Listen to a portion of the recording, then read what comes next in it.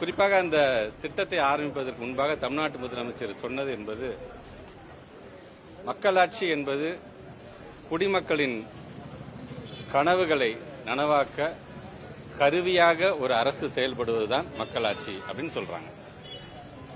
சரி, என்ன திட்டம் முதலமைச்சர் சொல்ல போகிறார் என்று நாங்கள்லாம் பார்த்த பொழுது, இன்னைக்கு தொடர்ந்து ஒரு 4.5 வருஷமா நம்ம அன்னைக்கு ஆட்சி பொறுப்புல நம்ம இருக்கோம். 4.5 வருஷமா இருக்கோம்னு சொன்னோம்னா, நடுப்புற நமக்கு நாடாளுமன்ற தேர்தல் வந்தது, உள்ளாட்சி அமைப்பு சார்ந்த தேர்தல் வந்தது, இடைத்தேர்தல்கள் வந்தது, எஸ்ஐஆர் பணி மூலமாக அதிகாரிகள் பாதி அதில் பணியாற்றுகிறது என்று சொல்லும் பொழுது, ஒட்டுமொத்தம் பார்த்தீங்கன்னா ஒரு 3 வருஷத்துல நம்ம எவ்வளவு சாதிச்சிருக்கிறோம் அப்படின்னு நம்ம பார்க்க முடியும். 2021 ஒரு ஆட்சி மாற்றம் ஏற்பட்ட பிறகு கொரோனா தொற்றிலிருந்து நம்மளை மீள்வதற்கே, ஒரு பள்ளிக்கல்வித்துறை அமைச்சராக மீள்வதற்கு எத்தனை ஆண்டுகள், எத்தனை மாதங்கள் ஆனது என்பதையெல்லாம் பத்திரிகை துறை, ஊடகத்துறை சார்ந்த நண்பர்கள் நீங்க உணர்வீர்கள். இன்னைக்கு அதெல்லாம் கடந்து நம்முடைய தமிழ்நாட்டுடைய முதலமைச்சர் பொருளாதார இலக்காக, இரட்டை இலக்கை இன்னைக்கு எந்த அளவுக்கு ஒட்டுமொத்த இந்தியாவிலே நம்பர் 1 ஸ்டேட்டாக, இன்னைக்கு குறிப்பாக சூப்பர் ஸ்டார் ஸ்டேட் என்று சொல்கின்ற அளவுக்கு ஒரு பெயரை நாம் பெற்றிருக்கின்றோம். சரி, அவர் பேசும்போது தான் இது மட்டும் போதுமா?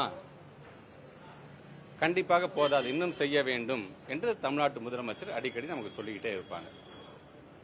அதன் அடிப்படையில் தான் பல நிதி நெருக்கடி இருந்தாலும் பல்வேறு திட்டங்கள் சார்ந்து, நீங்க ஒரே ஒரு பஸ்ஸை மட்டும் எடுத்துக்கோங்களேன், அதே திட்டத்தினுடைய ஒரு டிராவலாவே நீங்க பார்க்கலாம். விடியல் பயணத்தின் மூலமாக அந்த பஸ்ல பயணம் செய்யக்கூடிய ஒரு இளைய சமுதாயம்.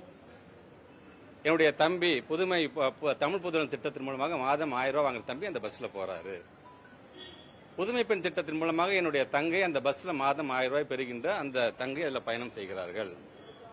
நேற்றிலிருந்து அவருடைய ஃபைனல் இயர் ஸ்டூடெண்ட் என்று சொன்னால் அவருடைய மடியில் மடிக்கணினியும் இருக்க போகிறது. அதே பேருந்துல காலை உணவு திட்டத்துக்கு தான் பிள்ளையை அழைச்சிட்டு போகக்கூடிய ஒரு தாய்மார்கள், கலைஞர் உரிமை தொகை 1000 ரூபாய் பெறுகின்ற அந்த தாய்மார்கள் பயணிக்கிறார்கள். அந்த பஸ்ல நீங்க போகும்பொழுது, கிராமம் வாரியாக நீங்க போகும்போது சாலைகள் நன்றாக இருக்கின்றது. ஏன்? முதலமைச்சருடைய சாலை மேம்பாட்டு திட்டத்தின் மூலமாக. அந்த பஸ்ல நீங்க போகும்போது சைட்ல பார்த்துட்டே வந்தீங்கன்னா கலைஞர் கனவு இல்லம் கட்டப்பட்டு கொண்டிருக்கின்றது. ஒரு பக்கம் பார்க்கும் பொழுது உங்களுடன் ஸ்டாலின் முகாம் நடைபெற்றுக் கொண்டிருக்கின்றது. இன்னொரு பக்கம் பார்க்கும்போது நலம் காக்கும் ஸ்டாலின் ஒரு முகாம் அங்கே நடைபெற்றுக் கொண்டிருக்கின்றது. அன்பு கரங்கள் திட்டம், தாய்மானவர் திட்டம் என்று ஒவ்வொரு திட்டமாக நீங்க, இது ஸ்டேட்டுக்கு மட்டும் பெருமாள். இதை பார்த்து மற்ற ஸ்டேட் நாமளும் இது மாதிரி திட்டத்தை கொண்டு வர வேண்டும் என்று சொல்லுகிறார்கள். சோ ஒரு விடியல் பயணத்தின் மூலமாக கொண்டு வருகின்ற திட்டங்கள் எப்படிலாம் கொண்டு வரும்? இது என்ன உங்க காசா? இது மக்களுடைய காசு. ஆமாம், மக்களுடைய அந்த பணத்தின் மூலமாக பயனுள்ள திட்டத்தை மீண்டும் மக்களுக்கே நாங்கள் தருவதை பார்க்கிறீர்களா? இல்ல பயனற்ற திட்டங்களை சில பேர் செஞ்சுட்டு பணத்தை வீண் வரையும் செய்கிறார்கள், அதை நீங்க பார்க்க போறீர்களா? தமிழ்நாடு முதலமைச்சர் சொல்ற மாதிரி தான் எல்லாத்துக்குமே good side and bad side இருக்கும். எதை நீங்கள் பார்க்க போறீங்க? நாங்கள் எங்களை பொறுத்த வரைக்கும் தமிழ்நாட்டு மக்கள் தருகின்ற பணத்தின் மூலமாக பயனுள்ள வகையில் திட்டத்தை கொடுக்க வேண்டும் என்று நாங்கள் ஆசைப்படுகின்றோம்.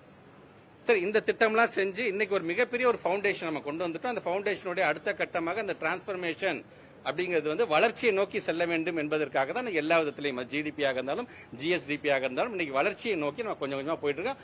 மற்ற மாநிலங்களும், ஏன் மற்ற நாடுகளும் உற்று நோக்கி பார்க்கக்கூடிய ஒரு மாநிலமாக இன்னைக்கு நம்ம மாறிட்டு இருக்கோம். நமக்கானது ஒரு பெருமை. நம்ம எந்த மாநிலத்தை போன நமக்கான பெருமை, இந்த மாநிலத்திலிருந்து வரீங்களா, நம்ம தமிழ்நாட்டு முதலமைச்சர் பேரை சொல்லி அவருடைய மாநிலமா என்று சொல்றது நமக்கு ஒரு பெருமை. சரி, அடுத்த கட்டம் என்ன செய்யலாம்? இதுவரைக்கும் எந்த ஒரு அரசாங்கமும் அன்பிரசிடென்ட்ங்கிறவங்க இதுவரைக்கும் யாரும் செய்யாத ஒரு வரலாற்று நிகழ்வாக நம்முடைய தமிழ்நாட்டு முதலமைச்சர் இன்னைக்கு சொன்னது, உங்க கனவை சொல்லுங்க. நம்மளுடைய மாண்புமிகு தமிழ்நாட்டு முதலமைச்சர் MKS இந்த நாட்டுக்கு கொடுக்கக்கூடிய UKS திட்டமாக இதை நீங்க பார்க்கணும். உங்க கனவை சொல்லுங்க. சரி, இந்த உங்க கனவை சொல்லுங்கன்னா என்ன சார் அது? அதான் பல முகாம்கள் நீங்க நடத்துறீங்க, முகாம் மூலமாக கோரிக்கையை நீங்க வாங்குறீங்க, அது ஒரு பக்கம் நீங்க செஞ்சுட்டு இருக்கீங்க. அப்ப முதலமைச்சர் செல்லுக்கு நம்ம தனியா கொடுக்குறோம், முதலமைச்சர் முகவரி திட்டம்னு வருது. இது என்ன சார் புதுமையான உங்கள் கனவை சொல்லுங்க? இந்த உங்கள் கனவை சொல்லுங்க அப்படிங்கிறது ஒவ்வொரு குடும்பம் சார்ந்து ஒரு கனவுகள் இருக்கும். இப்ப தனக்கு என்ன வேணும், தன்னுடைய ஊருக்கு என்ன வேணும், தன்னுடைய நாட்டுக்கு என்ன வேணும். உதாரணத்துக்கு வெளிநாட்டுக்கு போகும்போது மட்டும் என்ன நம்ம கம்பேர் பண்ணி சொல்றோம், ரோடெல்லாம் அருமையா இருக்கு, ரொம்ப டிசிப்ளினா டிராபிக்கை ஃபாலோ பண்றாங்க சார், சார் குப்பையே இல்லை சார் என்று நம்ம சொல்றோம். ஆனா அது போன்று என் ஊரு வேணும் சார், என் சாலையும் வேண்டும் சார், ஒவ்வொருத்தருக்கும் ஒரு கனவு இருக்கும். அரசாங்கம் சார்ந்த திட்டங்கள் அது ஒரு பக்கம், அது பாலிசி சார்ந்து வந்துகிட்டே இருக்க போகிறது. இது சார்ந்து என்னுடைய மாநிலம் எப்படி இருக்க வேண்டும் என்று ஆசைப்படுங்க. உங்க கனவை சொல்லுங்கிறது ஒரு ஃபேமிலி சார்ந்து ஒரு ரீச் ஒரு தமிழ்நாட்டுடைய முதலமைச்சர் இதை நம்ம செய்ய வேண்டும், கேட்டிட வேண்டும் என்று ஆசை. கிட்டத்தட்ட 1,91,00,000 குடும்பங்கள் இருக்கின்றது. கிட்டத்தட்ட ஹாபிட்டன்ட் பார்த்து குடியிருப்புகள் மட்டும் பார்த்தீங்கன்னா 24,000 குடியிருப்புகள் இருக்கின்றது. ஸோ இந்த உங்க கனவு சொல்லுங்க திட்டத்தின் ஒரு குடும்பத்துடைய கனவாக என்ன இருக்கிறது என்பதை நாங்கள் தெரிந்து கொள்ள வேண்டும் என்று நாங்கள் ஆசைப்படுகின்றோம். சரி, பல முகாம்கள் போட்டாச்சு, பலவித கோரிக்கைகள் நம்ம தீர்த்துட்டே வந்துட்டு இருக்கோம் என்று சொல்லும் பொழுது இதுக்கென்று தனியாக ஒரு 50,000 வாலண்டியர்ஸ் வந்து நாங்கள் வந்து ட்ரெயின் பண்ணி வச்சுட்டு இப்போ அந்த வாலண்டியர்ஸ்க்குன்னு ஒரு சில ஃபார்ம்ஸ்லாம் வச்சிருக்கோம். நாங்கள் அந்த ஃபார்ம் எடுத்துட்டு போய் அந்த வீட்டுக்கு ஒவ்வொருத்தரும் போய் அந்த வாலண்டியர்ஸ் அவங்கள்ட்ட சொல்லும்போது, அம்மா உங்களுடைய பெயர், அவங்க சார்ந்திருக்க டீட்டெயில்ஸ்லாம் நம்ம வாங்கிக்கிறோம். கிட்டத்தட்ட ஒரு 10 வகையான திட்டங்களில் நீங்கள் எதெல்லாம் பயன்பெறுகிறீர்கள் என்று நாங்கள் கேட்க போகிறோம். அது மட்டும் இல்லாமல் ஒரு 3 கனவுகள் இதெல்லாம் இருந்தால் நல்லா இருக்கும்னு நீங்க எதை நினைக்கிறீங்க, முத்தாய்ப்பான ஃபர்ஸ்ட் 3 சொல்லுங்க அப்படின்னா அவங்க அதில் டிக் பண்ண வேண்டும் என்று நாங்கள் சொல்றோம். நாங்கள் ஸோ இந்த ஃபாலோ முடிஞ்சதுக்கு பிறகு 2 நாட்களுக்கு பிறகு நாங்கள் மீண்டும் அவங்கள அதே குடும்பத்துக்கு போய், அம்மா அந்த ஃபார்மை ஃபில்அப் பண்ணிட்டீங்களாமா நாங்கள் கேட்குறோம். ஃபில்அப் பண்ணி அவங்களோட ஆதார நம்பர், அவங்களோட கையெழுத்துலாம் போட்டு முடிந்ததுக்கு பிறகு நாங்கள் கொண்டு செல்லுகின்ற செயலியின் மூலமாக அது முழுமையாக பதிவு செய்ததுக்கு பிறகு ஒரு நம்பர் ஜென்ரேட் ஆகுது. Each and every family will have a unique code, unique ID இருக்கும். அந்த யூனிக் ஐடி ஜென்ரேட் ஆனோம்னா இது போன்ற கனவு அட்டை மூலமாக அந்த நம்பரை நாங்கள் ஃபில்அப் பண்ணி இந்த அட்டையை அவங்க கையில் நாங்கள் கொடுத்துருவோம். நாங்கள் சார் முழுமையாக அதை வாங்கிய இது ஒரு கட்டமாக இது நடக்குது. அதன் பிறகு பார்த்தீங்கன்னா அதே குடும்பத்தில் ஒரு இளைஞன் இருப்பார். சார் குடும்பத்தோட கனவு சார், இளைஞன் சார், என் கனவு என் எதிர்காலம் எனக்கு ஒன்று சில எதிர்பார்ப்பு இருக்கும்ல சார் என்று அந்த இளைஞர் சொல்லுவார். ஸோ அந்த இளைஞர் சார்ந்து கிட்டத்தட்ட குறிப்பாக ஒரு 15 வயதிலிருந்து 29 வயதும் இருக்கக்கூடிய அந்த இளைஞர் சார்ந்து அவங்களுடைய கனவு என்னவாக இருக்கின்றது. முதலமைச்சர் பல்வேறு திட்டங்கள் இளைய சமுதாயம் சார்ந்து, மாணவர்கள் சார்ந்து, கல்லூரி மாணவர்கள் சார்ந்து இப்போ செஞ்சுட்டே இருக்கும்போது அவங்களும் ஒரு கனவு இருக்கும்ல, அந்த கனவு என்னவா இருக்க போகிறது என்பதை நான் கேட்க போறோம். ஸோ அவங்களுக்கு ஃபார்ம் கொடுக்க போறீங்களான்னு சொன்னால் ஃபார்ம்ல அவங்களுக்கு தனியாக இணையதளம். ஸோ இன்னைக்கு டெக்னாலஜியை வந்து அந்த யங்ஸ்டர்ஸ் பயன்படுத்தும் போது இந்த டெக்னாலஜி மூலமாக அந்த இணையதளத்தின் மூலமாக அவங்களுக்கு என்ன தேவை என்பதெல்லாம் அது சார்ந்து அந்த அவுட்ரீச் ப்ரோக்ராமாக இருந்தாலும் சரி, கிட்டத்தட்ட ஒரு 500 வெஹிக்கிள்ஸ் மூலமாக இது சார்ந்து ஒரு விழிப்புணர்வு ஏற்படுத்துவது, ஊடகம் சார்ந்து இந்த விழிப்புணர்வு ஏற்படுத்துவது, டிஐபிஆர் மூலமாக பத்திரிகை செய்தி மூலமாக கொண்டு செல்வது, அல்லது இன்ஃப்ளூயன்சஸ் மூலமாக, இப்படி இந்த ரீச் கண்டிப்பாக எல்லாத்துக்கும் போய் அது சேரும். அது ஸோ இதை நாங்கள் செய்கிறோம். சார் நம்ம ஊரில் படிச்சுட்டு வெளிநாட்டில் போய் மிகப்பெரிய ஆண்டர்பனராகி மிகப்பெரிய ஒரு தொழிலதிபராக இருக்கக்கூடிய அயலகத்தை சார்ந்தவர்கள் தமிழர்கள் இருப்பார்கள். இந்த ஜனவரி மாதம் 12ஆம் தேதி அயலக தினம் நாம் கொண்டாடுகிறோம். பொதுவாக தெரியும், ஒவ்வொரு ஆண்டும் தமிழ்நாட்டுடைய முதலமைச்சரும் நம்முடைய மாண்புமிகு துணை முதலமைச்சரும் கலந்து கொள்வாங்க. ஸோ அப்படி ஆயிரக்கணக்கானவர்களாம் பல்வேறு 100 கண்ட்ரிஸ் கலந்து கொள்ளும் பொழுது அவங்களுடைய கனவுகளாக என்ன இருக்கின்றது அப்படிங்கிற அதுக்கு தனியாக ஒரு 5 பேர் கொண்டிருக்கின்ற ஒரு வாலண்டியர்ஸ் மூலமாக நடைபெறுகின்ற அந்த கருத்தரங்கத்திலே அதை வந்து நம்முடைய மாண்புமிகு தமிழ்நாட்டு முதலமைச்சருக்கும் நம்முடைய மாண்புமிகு துணை முதலமைச்சரையும் அதை வந்து முழுமையாக அவங்க பிரசன்ட் பண்ணுவாங்க. சார் எங்களுடைய கனவு, நான் வந்துட்டு போன ஊர், இப்போ நான் இங்கே செட்டில் ஆனாலும் என் ஊர் இப்படி தான் இருக்குன்னு ஆசைப்படுறேன் சார் அப்படின்னு அவங்க என்ன சொல்லிக்கிறார்களோ அந்த கனவுகளெல்லாம் முழுமையாக நாங்கள் வந்து அதை நாங்கள் எடுத்துக்க போகிறோம். நாங்கள் சரி இது மட்டும் தானே சார், நான் என் ஊர் சார், என் திருச்சி சார், நான் என் ஊர் என் கனவுன்னு என் ஊர் என் மாவட்டம் இப்படிலாம் இருக்குன்னு நான் ஆசைப்படுறேன் சார். நான் அது சார்ந்து வரும்பொழுது கிட்டத்தட்ட அங்கே இருக்கக்கூடிய அந்த மாவட்டத்தை சார்ந்திருக்கின்ற ஒரு ஆட்சியர் தலைமையில் ஒரு கருத்தரங்கு மாதிரி அங்கே அந்த இருக்கிற முக்கியமானவர்கள், என் மாவட்டத்தில் யார் சாதனை புரிந்திருக்கிறார்கள், என்னுடைய மாவட்டம் வளர்ச்சி பெறுவதற்கு யார் யாரெல்லாம் கான்ட்ரிபியூட் பண்ணியிருக்கிறாங்க, ஸோ அவங்களெல்லாம் வரவழைத்து அந்த சாதனையாளர்கள் அங்கேயே நாங்கள் வந்து பாராட்டி கௌரவப்படுத்தி அவர் அங்கீகரிக்கிறது மட்டுமல்லாமல் அவர்கள் மூலமாக அந்த மாவட்டத்தை சார்ந்திருக்கின்ற அமைச்சர்கள், அந்த மாவட்டத்தை சார்ந்திருக்கின்ற சட்டமன்ற நாடாளுமன்ற உறுப்பினர்கள், மக்கள் பிரதிநிதிகள் அமர்ந்து சார் சொல்லுங்க சார் என்னென்னலாம் பண்ணலாம் நீங்க நினைக்கிறீங்க சார் நீங்க என்று அவங்க அந்த கருத்தை கேட்கக்கூடிய அந்த கூட்டத்தையும் நாம் வந்து முழுமையாக நாங்கள் நடத்த போகிறோம். இது மட்டுமல்லாமல் இந்த சப்ஜெக்ட் மேட்டர்ஸ் எக்ஸ்பர்ட்ஸ் இருப்பாங்க இல்லையா, ஒவ்வொரு சப்ஜெக்டும் அந்த கருப்பொருட்கள் சார்ந்திருக்கக்கூடிய அந்த அறிஞர்களை எல்லாம் வரவழைத்து அவங்கள்ட்ட ஒரு கருத்தரங்க மாதிரி, உதாரணத்துக்கு பார்த்தீங்கன்னா ஒரு கிராம பகுதியை சார்ந்திருக்கின்ற உட்கட்டமைப்பு, நகர்ப்புறம் சார்ந்திருக்கின்ற ஒரு உட்கட்டமைப்பு, கல்வியும் எங்களுடைய திறன்கள் சார்ந்திருக்கின்ற செய்திகளை சொல்லக்கூடிய அந்த அவர்கள் எல்லாம் யாராக இருக்க போகிறார்கள், மீன்பிடி மற்றும் விவசாயம் என்று வரும்போது அது சார்ந்து என்ன கருத்துக்களை நாம் உள்வாங்கிக் கொள்ளலாம், வேலை வாய்ப்பு தொழிற்சாலைகள் என்று வரும்போது அது சார்ந்து நம்ம என்ன சங்கதியெல்லாம் வந்து அவங்க செய்திகளாம் அவங்ககிட்ட நம்ம பெறலாம், நம்முடைய மொழி நம்முடைய பண்பாடு சார்ந்து நம்ம என்ன நல்ல செய்திகளும் அவங்ககிட்ட வாங்கலாம் என்று கிட்டத்தட்ட ஒரு 7 விதமான இந்த கண்டென்ட் மூலமாக இந்த கருத்தரங்கம் நடக்கும். நாங்கள் எல்லாருக்குமே எல்லாம் தெரியாது, ஒவ்வொருத்தரும் ஒவ்வொரு விதத்தில் எக்ஸ்பர்ட்டா இருக்கும்போது அவங்கள்ட்ட கருத்துக்களை வாங்கி கொண்டு, உங்களுக்கு தெரியும் தமிழ்நாட்டோட முதலமைச்சரை பொறுத்த வரைக்கும் ஒரு வேளாண் பட்ஜெட் வந்தா கூட அங்க இருக்கின்ற விவசாய சங்கத்தை உட்கார்ந்து கேட்டுட்டு அதன் மூலமாக அந்த பட்ஜெட்டை கொண்டு வர வேண்டும் என்று ஆசைப்பட்டார்கள். நாங்கள் ஸ்டேட் எஜுகேஷன் பாலிசி நாங்கள் கொண்டு வரதுக்கு முன்பாக பல்வேறு பகுதியை சார்ந்திருக்கின்ற மாணவர்கள் இளைய சமுதாயத்தை நம்முடைய அண்ணா நூற்றாண்டு உட்கார வச்சு கேட்டுட்டு அதன் மூலமாக ஸ்டேட் எஜுகேஷன் பாலிசியில் சில கருத்துக்களை நாங்கள் இன்கார்பரேட் பண்ணோம். ஸோ இது ஒரு எக்ஸாம்பிளுக்காக நான் சொல்றேன்.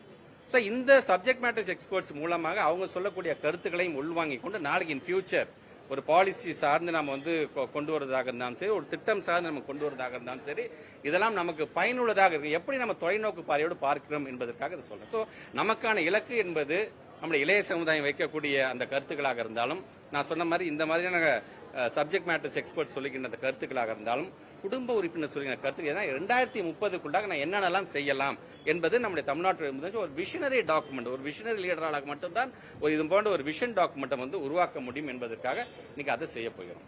இளைய சமுதாயத்தை பொறுத்த வரைக்கும் 15 வயதிலிருந்து 29 வயதுக்கும் இருக்கக்கூடிய இளைய சமுதாயத்தை பொறுத்த வரைக்கும் 4 கருத்துக்களை அவங்ககிட்ட நம்ம கேட்க போறோம். அதுல ஒரு ஷார்ட் டேர்மா இந்த 2 இதை ஃபர்ஸ்ட் இப்ப பண்ணுங்க சார், நீங்க இதை நம்மகிட்ட நாங்கள் எதிர்பார்க்கிறோம், எங்களோட கனவா பார்க்கிறோம் சார். இன்னும் 2030க்குள்ள நீங்க செஞ்சிருவீங்க நம்பிக்கை எனக்கு இருக்கு சார் என்று சொல்லிக்கின்ற அளவிற்கு அந்த இளைய சமுதாயத்திலிருந்து இதை நாங்கள் பெற இருக்கின்றோம். மாவட்ட ரீதியாக நான் சொன்ன மாதிரி அங்க இருக்கின்ற சாதனையாளர்களை உட்கார்ந்து நாங்கள் பேசும்பொழுது ஒரு 15 நிமிஷத்துக்கான ஒரு வீடியோ போட போறோம். அந்த வீடியோவில் ஒரு 8 மினிட்ஸ் பொறுத்த வரைக்கும் நம்முடைய மாநிலம் சார்ந்து நம்ம என்ன சாதனைகள் நம்ம செஞ்சிருக்கிறோம் மக்களிடம் கொண்டு செல்ல போகிறோம். மீதம் இருக்கின்ற அந்த 7 நிமிஷத்துல அந்த மாவட்டம் சார்ந்து நம்ம என்ன செஞ்சிருக்கோம் அப்படிங்கிறத மக்களிடம் கொண்டு செல்ல போகிறோம். மக்களை பொறுத்த வரைக்கும் அவங்களுக்கு அவங்களுடைய வேலை, தனிப்பட்ட வேலை கண்டிப்பாக இருந்துகிட்டு தான் இருக்கும். அதே நேரத்தில் ஒரு அரசாங்கம் என்ன செய்கிறது, இவங்களை நம்பி நான் வாக்களித்தேனே, இந்த வாக்களித்ததற்கு மதிப்பாக அவங்க நமக்கு என்ன செஞ்சிருக்கிறாங்கிறத செஞ்சதை நாங்கள் அவங்கள்ட்ட சொல்ல போகிற ஒரு நிகழ்வாகத்தான் இது நடைபெறும். ஸோ இது வருகின்ற 9ஆம் தேதி அன்று திருவள்ளூர் மாவட்டம் பொன்னேரியிலே நம்முடைய மாண்பு தமிழ்நாட்டு முதலமைச்சர் உங்க கனவை சொல்லுங்க அப்படிங்கிற திட்டத்தை கொண்டு வர அங்கே ஆரம்பிக்க இருக்கின்றார். அது சார்ந்து அந்தந்த மாவட்டத்தில் இது தொடர்ந்து நடைபெறும். இந்த 9ஆம் தேதியிலிருந்து பிப்ரவரி மாதம் கிட்ட ஒரு 30 நாட்கள் இந்த ரீச் கண்டிப்பாக ஒவ்வொரு குடும்பத்தையும் போய் பார்க்கக்கூடிய அளவுக்கு எங்களுடைய வாலண்டியர்ஸ் நாங்கள் ட்ரெயின் பண்ணி வச்சிருக்கிறோம். வருகின்ற 11ஆம் தேதியிலிருந்து நம்முடைய இளைய சமுதாயம் நான் சொன்ன மாதிரி அந்த இணையதளத்தை அவர்களுடைய பயன்பாட்டுக்கு நாங்கள் கொண்டு வந்து விடுவோம்.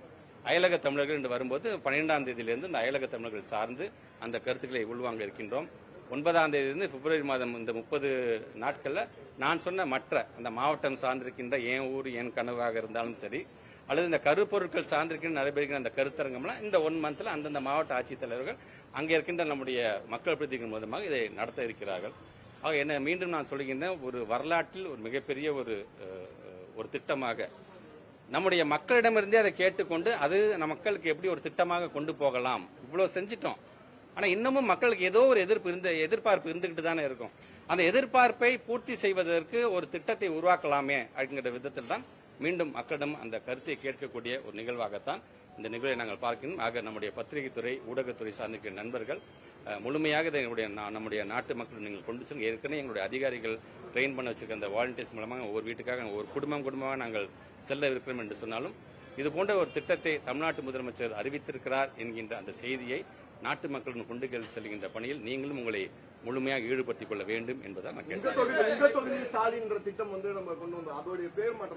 இல்ல அது வேற. நான் திருப்பி அதான் சொல்றேன், நீங்க சொல்ற மாதிரி உடனடியாக இதை செஞ்சு தரது, உடனே நாளைக்கு இதை பண்ணி கொடுங்கிறதுக்கு நான் சொல்றேன் 2030 என்னுடைய மாநிலம் எப்படி இருக்க வேண்டும் என்று ஒவ்வொருவருக்கும் ஒவ்வொரு ஆங்கிள் ஒரு கனவு இருக்கும் இல்லையா? அந்த கனவு எங்களுக்கு வேணும். நாங்க 2030 தமிழ்நாட்டுடைய முதலமைச்சருக்கு $1 trillion அமெரிக்கன் எக்கனாமிக் டாலர் இதுதான் என்று சொல்லிக்கிறார். அது சார்ந்து பல்வேறு திட்டத்தை கொண்டு போயிட்டு இருக்கோம். பொருளாதார வளர்ச்சி எங்க போயிருக்கோம். பட் அதே போன்று ஒரு முதலமைச்சர் எனக்கு இருக்கக்கூடிய அந்த கனவு என்பதை நான் நிறைவேற்றுவதற்கு நான் பயணித்துக் கொண்டிருக்கின்றேன். குடும்பம் சார்ந்து உங்களுக்குன்னு ஒரு கனவு என்னன்னு சொல்லுங்க, அதை எதெல்லாம் செய்ய முடியுமோ அதை நான் செய்வதற்கு காத்து கொண்டிருக்கிறேன் என்பதற்கான ஒரு திட்டமாக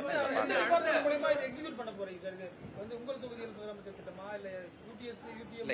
ஏற்கனவே நம்முடைய வாலண்டியர்ஸ் நீங்க ஏற்கனவே பாத்திருக்கீங்களா, பல்வேறு திட்டம் சார்ந்து அந்தந்த வாலண்டியர்ஸ் நம்ம பயன்படுத்திட்டு இருக்கிறோம். அது மாதிரி நம்முடைய டிபார்ட்மெண்ட் சார்ந்து நம்முடைய முதலமைச்சருடைய அந்த முகவரி அதுல என்னென்ன வாலண்டியர்ஸ் நம்ம பயன்படுத்தி அவங்களே ட்ரெயின், ஏன்னா ஆல்ரெடி ட்ரெயின் பீப்புள் அவங்களுக்கு இன்னும் ஈஸியா இருக்குங்கிறதுக்காகத்தான்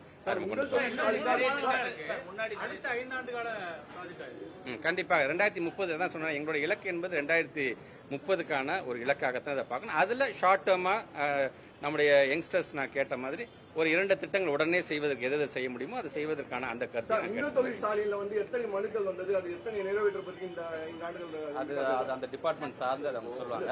இல்ல என்ன 1 மந்த்துங்க 1 மந்த் 30 டேஸ்ல நம்ம அட் த மேக்ஸிமம் நம்ம என்ன எடுக்கிறோம் அப்படிங்கறத நம்ம பண்ண போறோம். குறிப்பாக நிறைய திட்டங்கள் குறிப்பாக பள்ளி கல்லூரி எல்லா குடும்பம் சார்ந்த விஷயங்களும் செயல்படுத்தப்பட்டிருக்கு அரசு.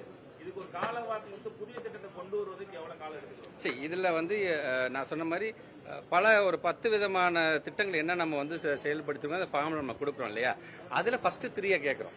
எதுல இன்னும் அதிகமா நம்ம கவனம் செலுத்தலாம் என்று சொல்லும்போது அவன் சப்போஸ் ஃபர்ஸ்ட் 3 சார் எனக்கு இந்த பட்டா சார்ந்து எனக்கு இது ஃபர்ஸ்ட் எனக்கு வேணும் சார், எனக்கு வந்து பஸ் சார்ந்து எனக்கு வேணும், சாலை அப்படின்னு சொன்னாங்கன்னா அது சார்ந்து அதை என்ன ஃபைன் டியூன் பண்ணலாம், அதுல அடுத்த கட்டமாக அவங்க என்ன திட்டமாக அதை மாற்றலாம் அப்படிங்கிறதுக்காக தான்.